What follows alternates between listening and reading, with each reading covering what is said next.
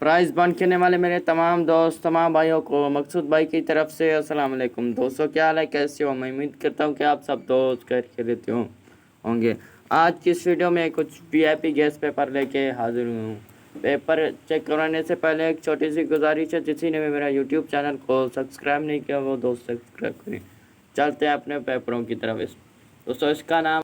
दोस्तों इस पेपर का नाम है ओपन का बच्चा। इसमें दो ही टोटल ओपन पड़े हुए हैं, 04 की ओपन।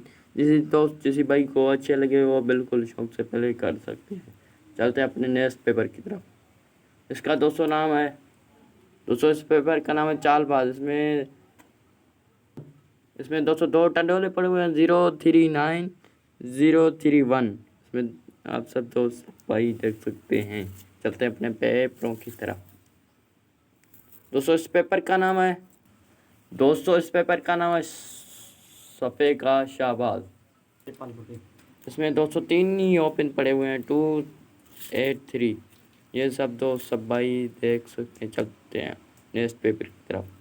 दोस्तों इस पेपर का नाम है नसीब का खेल। जिसी भाई को लेना है इस नंबर पे कांटेक्ट करके ले सकता है।